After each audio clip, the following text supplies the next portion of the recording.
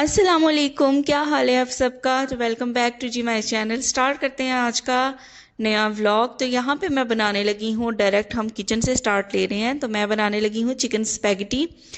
तो मैंने रख दिया है पानी और इसके अंदर मैंने ऐड कर दिया है नमक और थोड़ा सा ऑयल, और इसको मैं रख दूँगी बॉयल होने के लिए।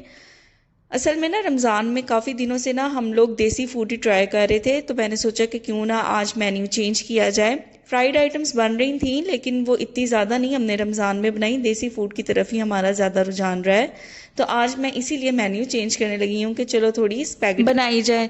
तो पानी ना बॉयल हो गया था, तो इसके अंदर मैंने सबसे पहले ना मैक्रोनी ऐड कर दी है, और फिर मैं इसके अंदर ना ऐड कर दूंगी स्पैगेटी। इस स्पैगेटी के अंदर ना 2 in 1 है, यानी इसके अंदर ना टेस्ट मेकर भी मौजूद है। अच्छा, मैंने मैक्रोनी और स्पैगेटी इकट्ठे ही पानी में ऐड की है। तो जैसे जैसे नीचे से ना मैक्रोनी बॉयल होती जाएगी और स्पैगेटी भी नीचे वाली बॉयल होगी ना, नरम हो जाएगी, सॉफ्ट हो जाएगी, तो हल्के हाथों से ना मैं ऊपर से प्रेस करूँगी ऐसे, तो स्पैगेटी ना पानी के अंदर चली जाएगी। तो अच्छा जी, ये टेस्ट मेकर निकला था इसके अंदर से, ये फजीता फ्लेवर है, तो इसको मैं यूज़ करूँगी। तो सुबह ना मैंने ये चिकन ना कट करके रख लिया था, इसके मैंने क्यूब्स कट कर लिए हैं। तो बस मैं इसको नमक और सिरका लगा के ना रख दूंगी। एक तो इससे फ्लेवर बहुत अच्छा आ जाएगा चिकन का, नमक और सिरका इसके अंदर तक ना रच जाएगा, और दूसरा जो चिकन की एक रॉ स्मेल होती है ना, वो भी इससे ख़त्म हो जाएगी। तो बस मैंने नमक और सिरका इसके अंदर ऐड किया है। थोड़ा सा ना मैं इसको मिक्स कर लूँगी, और तकरीबन जब तक पानी बॉईल होता है या स्पैगेटी बॉईल होती है ना, तो तब तक मैं इसको ऐसे ही रख दूँगी, ताकि एक अच्छा सा फ्लेवर नमक का और सिरके का इसके अंदर डेवलप हो जाए।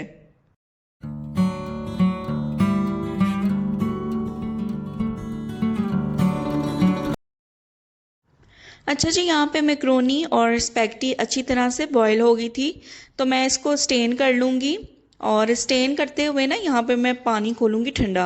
इससे क्या होगा कि जब ठंडे पानी से स्पैगेटी या मैक्रोनी किसी को भी वॉश किया जाए ना, तो ये आपस में स्टिक नहीं करेगी। और पानी के अंदर मैंने नमक और ना ऑयल ऐड इसलिए किया था कि बॉईल होते हुए भी ना अगर आपने ऑयल ऐड किया हो ना, तो मैक्रोनी आपस में या स्पैगेटी स्टिक नहीं करती। तो मैं बस इसको ठंडे पानी से अच्छी तरह से वॉश कर लूँगी।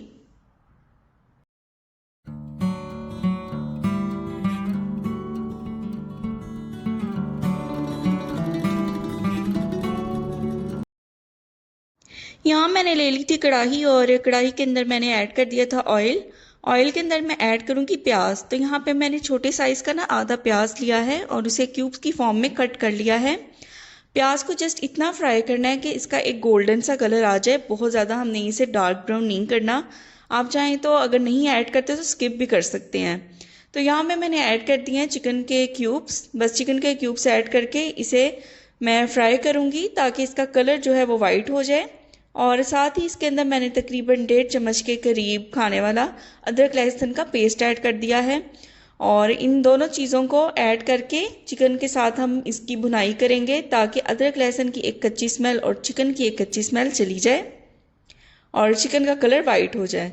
तो अब मैं इसके अंदर सबसे पहले ऐड करूँगी फजीता टेस्ट मेकर जो निकला था स्पैगेटी के अंदर से, ताकि चिकन इसका फ्लेवर एब्जॉर्ब करे। ये टेस्ट मेकर ना बहुत मज़े का था। जब हम लोगों ने स्पैगेटी खाई ना, तो हस्बैंड और भाई भी कह रहे थे कि इस दफ़ा जो मैक्रोनिया बनी है ना स्पैगेटी, इसका टेस्ट ना अलग से है। तो इस टेस्ट मेकर की वजह से भी है, और बहुत ही यमी बनते हैं इससे। अच्छा जी, मैंने इसके अंदर ऐड कर दिया था 2 टमाटरों की पेस्ट ऐड की है, और यहाँ पे मैंने साथ में टमाटो प्यूरी ऐड की है कलर के लिए, ताकि अच्छा सा एक रेड कलर आए। टमाटर यहाँ पे जो मिलते हैं वो ऑरेंज कलर के होते हैं, उससे इतना अच्छा रेड कलर नहीं आता। साथ यहाँ पे मैंने ऐड कर दिया है चिकन क्यूब। ये ऑप्शनल भी है, आप ऐड करना चाहें तो कर सकते हैं, नहीं तो आप स्किप भी कर सकते हैं, क्योंकि चिकन तो ऑलरेडी हमने स्पैगेटी के अंदर ऐड किया ही है। तो अब इसके अंदर सॉसेज ऐड कर लेते हैं। तो सबसे पहले मैं यहाँ पे ऐड कर रही हूँ सिरका। अच्छा, ये जो भी सॉस आप ऐड करेंगे ना, आपके अपने ऊपर डिपेंड करता है कि आपने अपने टेस्ट के अकॉर्डिंग कितनी ऐड करनी है। कोई यहाँ पे हार्ड एंड फास्ट रूल नहीं है, मैं कुकिंग तो सिखा नहीं रही। और यहाँ पे अब जाएगा सोया सॉस। साथ में यहाँ पे ऐड कर दूंगी chilli sauce, chilli garlic sauce और केचप। आप यहाँ पे चाहें तो ऑयस्टर सॉस भी ऐड कर सकते हैं, मामासिटा सॉस भी ऐड कर सकते हैं। जिस तरह का आप फ्लेवर लेके आना चाहें, आप उस किस्म की सॉस इसके अंदर ऐड कर सकते हैं। साथ ही जी यहाँ पे जाएगा नमक,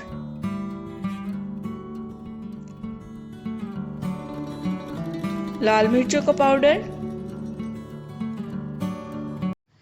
साथ ही चीज़ के अंदर मैंने ऐड किया है ब्लैक पेपर पाउडर। बस इसको अच्छी तरह से मिक्स कर लेना है ताकि ऑयल सेपरेट हो जाए। तो देखिए जब थिक सी एक पेस्ट बन गई है ना, तो अब इसके अंदर मैं ऐड कर दूंगी स्पैगेटी और मैक्रोनी दोनों। तो एकदम आप ऐड ना करें, या मैं एकदम ऐड नहीं करती, मैं ऐसे ही थोड़े थोड़े करके ऐड करती हूँ। इससे एक तो आपस में स्टिक नहीं हुए होते और इनको मिक्स करते हुए भी ना आसानी होती है। तो देखें मैंने यहाँ पे ये सारी दोनों चीज़ें ऐड कर दी हैं इसके अंदर। अब मैं इसको मिक्स करती हूँ फोक की मदद से। अच्छा, बड़े स्पून के साथ मिक्स करते हुए मुझे थोड़ी मुश्किल आती है, इसलिए मैं 2 फोक लेती हूँ और उससे मिक्स करती हूँ। इससे बड़ी ना अच्छी मिक्सिंग हो जाती है।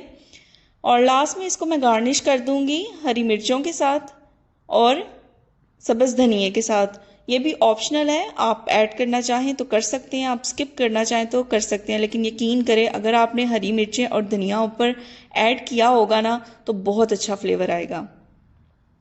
तो स्पैगेटी बना के मैं हो गई थी फ्री। तो अब मुझे नहाना था, शॉवर लेना था। स्पैगेटी बना के पता नहीं क्यों मुझे इतनी गर्मी एकदम फील हुई ना, तो मैंने कहा पहले नहा लेती हूँ और फिर नेक्स्ट रेसिपी की तरफ जाती हूँ।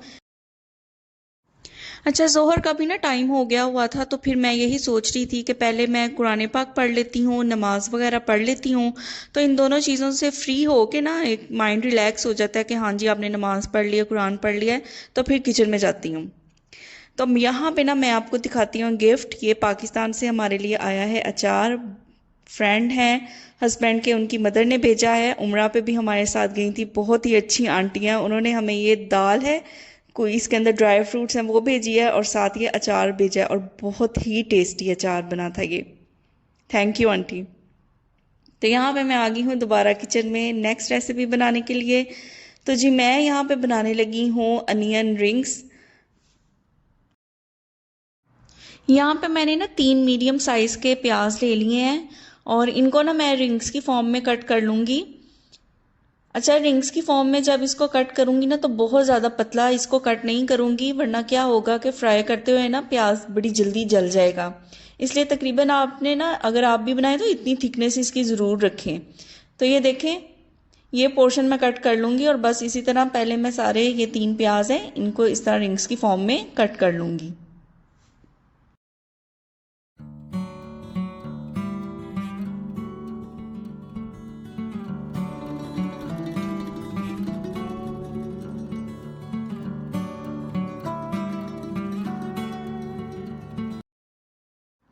यहाँ पे ना मैंने एक बाउल ले लिया है और इसके अंदर ना मैंने पानी ऐड किया है और जो रिंग्स है ना इनको अब मैं खोलूँगी और साथ साथ ना इस पानी के अंदर ना मैं बस ऐड करती जाऊँगी, क्योंकि मुझे अफ्तारी से थोड़ी देर पहले इनको फ्राई करना था। तो इनको मैं ऐसे ही पानी के अंदर ऐड करके रख दूँगी। और इसका सेकंड स्टेप है कि इसकी हमने प्रिपेयर करनी है कोटिंग। तो कोटिंग प्रिपेयर करने लगी हूँ मैं। यहाँ पे ख़त्म हो गया था कॉर्नफ्लोर। अच्छा, ये 2-3 दफ़ा ना मेरे साथ मुसलसल हो रहा है कि जब भी मैं कुकिंग करने लगती हूँ ना कोई चीज़ ख़त्म हो जाती है। जैसे पिछली वीडियो में अगर आपको याद हो तो कुकिंग करते हुए लाल मिर्चों का पाउडर ख़त्म हो गया था। तो यहाँ पे मैंने ले लिया है कॉर्नफ्लोर, साथ ही इसके अंदर मैंने ऐड किया है मैदा। तो आपने इसकी ना रेशो या क्वांटिटी इस तरह रखनी है कि जितना आपने कॉर्नफ्लोर लेना है ना उससे डबल आपने मैदा लेना है। तो यहाँ पे मैंने एक ब्रेड के क्रम्स कर लिए थे, ब्रेड के पीस के, वो ऐड कर दिए हैं। साथ इसके अंदर ना सिर्फ 2 स्पाइसेस जाएंगी। एक तो जाएगा नमक और एक इसके अंदर जाएगी काली मिर्चों का पाउडर, और आपने इसके अंदर कोई भी स्पाइस ऐड नहीं करनी। साथ मैंने इसके अंदर ना अंडा ऐड कर दिया है और अंडा ऐड करने के बाद ना मैं इसे एक दफ़ा मिक्स करूँगी। अगर तो ज़रूरत पड़ेगी पानी ऐड करने की तो फिर पानी ऐड करें आप। अगर आपको अंडा ऐड करने के बाद ज़रूरत नहीं फील होती तो फिर आप ना ऐड करें।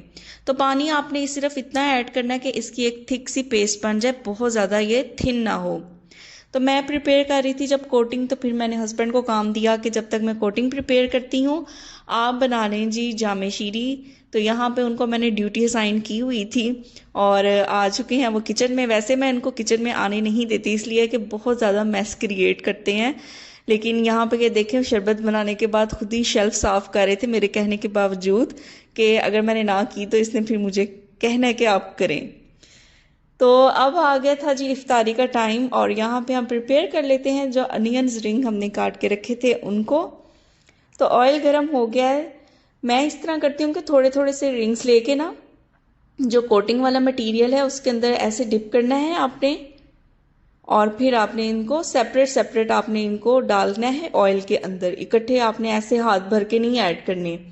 तो बस हमने इसे लाइट सा गोल्डन करना है और हमारे क्रिस्पी मज़ेदार अनियन रिंग्स तैयार हो जाएंगे।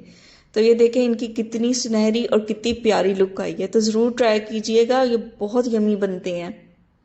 तो यहाँ पे मेरा फर्स्ट बैच प्रिपेयर हो गया है और इसी तरह मैं कर लूँगी सेकंड बैच को प्रिपेयर। और यहाँ पे इफ्तारी का टाइम भी नज़दीक आ रहा था, तो बस हस्बैंड और भाई की मैंने ड्यूटी लगाई थी कि वो बर्तन वगैरह रखें, अरेंज करें, तब तक मैं फटाफट से सेकंड बैच भी फ्राई कर लेती हूँ।